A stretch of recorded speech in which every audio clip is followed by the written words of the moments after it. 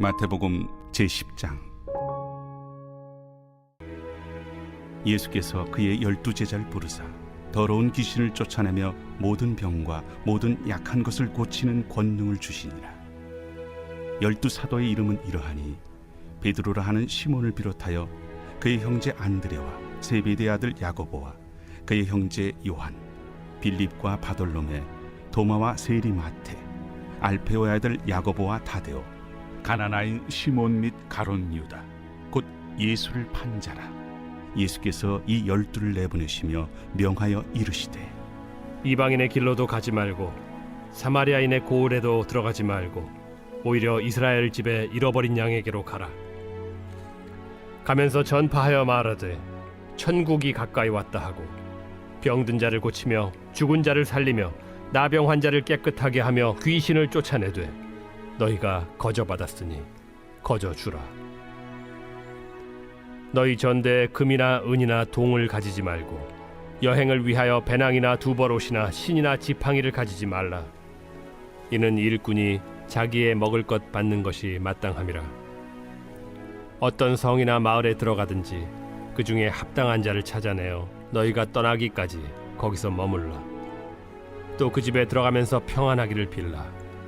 그 집이 이에 합당하면 너희 빈 평안이 거기 임할 것이요 만일 합당하지 아니하면 그 평안이 너희에게 돌아올 것이니라. 누구든지 너희를 영접하지도 아니하고 너희 말을 듣지도 아니하거든 그 집이나 성에서 나가 너희 발에 먼지를 떨어버리라. 내가 진실로 너희에게 이르노니 심판날에 소돔과 고모라 땅이 그 성보다 견디기 쉬우리라. 할렐루야. 사랑하는 열린문교회 성도 여러분, 오늘도 주님이 주시는 평강 가운데 단잠 주무셨습니까? 2월 10일 금요일 아침을 깨우는 말씀은 마태복음 10장 1절에서 15절까지의 말씀입니다. 오늘도 살아계신 하나님의 말씀이 선명하게 들려지고 그리고 또 그 말씀의 기준으로 오늘 하루를 살아내며 열매 맺는 하루가 되시기를 주님의 이름으로 축복합니다. 오늘 말씀의 제목을 매일 성경 저자는 소명과 파송이라고 지었습니다. 어제 말씀에 예수님께서는 무리를 보시고 목자 없는 양과 같은 모습에 긍휼의 마음을 보이시며 제자들에게 추수할 일꾼을 보내주소서 기도하라 라고 말씀하셨습니다.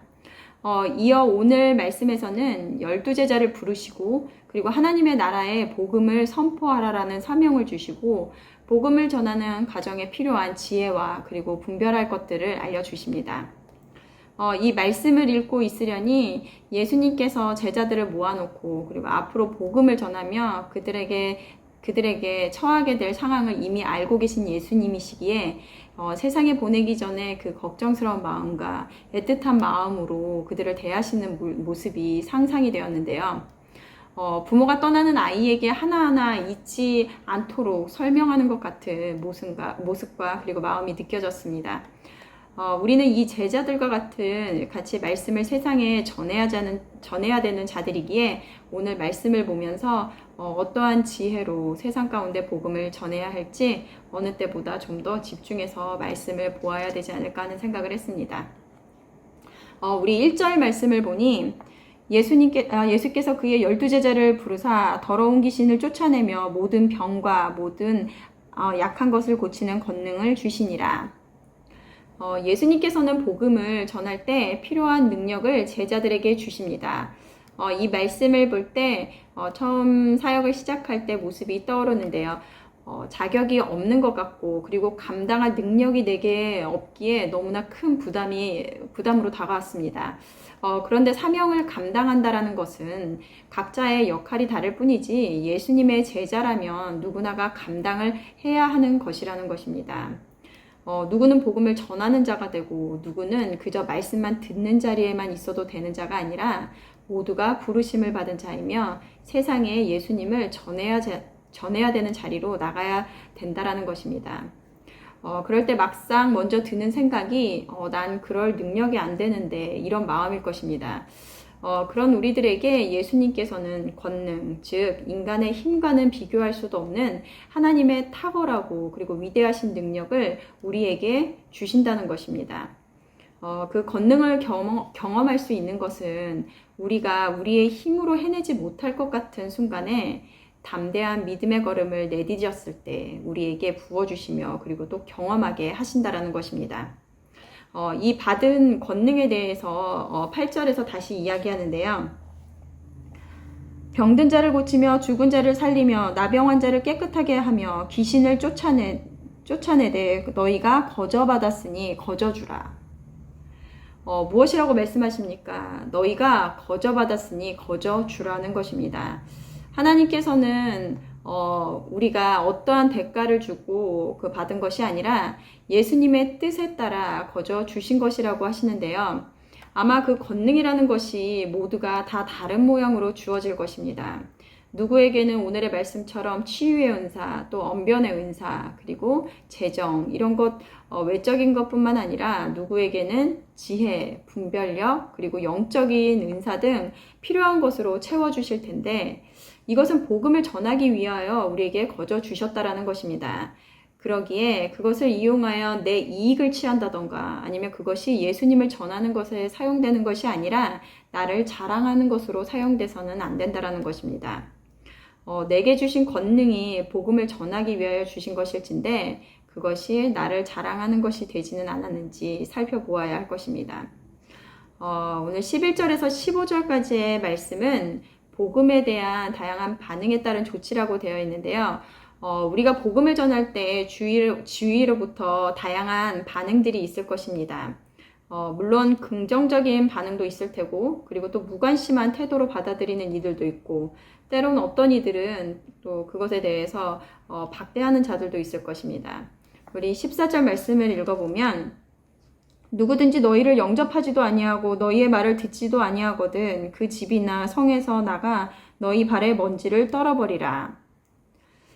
이는 우리가 복음을 전할 때 그들이 받아들이지 않거든 미련 없이 너희 발의 먼지를 떨어버리라고 하십니다. 누군가에게 말씀을 전해서 그것을 받아들이고 좋은 열매를 맺으면 전하는 자도 힘이 나고 기쁠 텐데 때로는 냉담한 반응으로 인해서 마음을 상하는 경우도 있고 또 심지어는 기분 나쁜 말을 들어야 할 경우도 있습니다. 그럴 때 기분이 나쁘고 억울할 때도 있을 텐데요. 우리의 감정과는 상관없이 진리의 말씀은 전해져야 되는 것이기에 담대하게 전하되 우리는 그저 복음을 전하는 메신저의 역할이기에 그것을 받고 안 받고의 문제는 하나님이 결정하는 것이라는 것을 깨달아서 그들의 태도에 관하여 실망하지도 그리고 기분 상해하지도 말라는 것입니다. 왜냐하면 모든 이들이 복음을 받아들이지 않는다고 성경은 말하고 있기 때문입니다.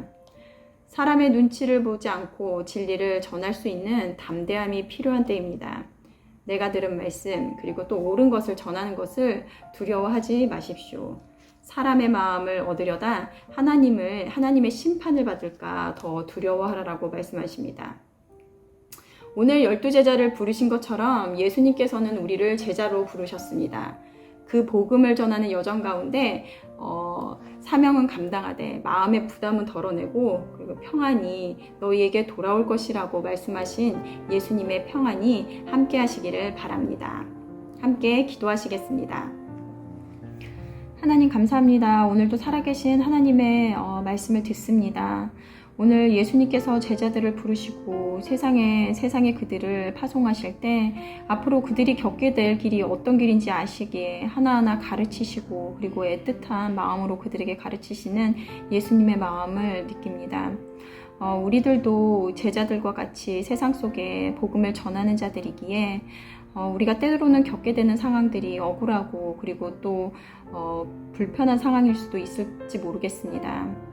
하나님, 그럼에도 불구하고 오늘의 주신 말씀에처럼 우리가 그 상황을 피하거나 두려워하는 것이 아니라 하나님 말씀 안에서 우리들이 평안을 누리는 우리들 되게 하여 주시옵소서. 복음을 전할 때 사람의 눈치를 보지 않게 하여 주시옵시고 하나님과 함께함으로 하나님께서 그 마음을 아시기에 담대함을 얻어서 세상 가운데 진리의 말씀을 선포할 수 있는 우리들, 그래서 끝까지 주님의 길을 따라가는 우리 제자된 삶을 살아가는 우리 열린문교회 성도님들이 될 수 있도록 인도하여 주시옵소서. 감사드리며 예수님의 이름으로 기도드렸습니다. 아멘. 내일은 토요 새벽 예배가 있는 날입니다. 모두 기도와 예배의 자리로 나와서 말씀으로 하루를 시작하는 저와 여러분들이 되셨으면 좋겠습니다. 아침을 깨우는 말씀은 월요일 아침에 다시 찾아뵙겠습니다.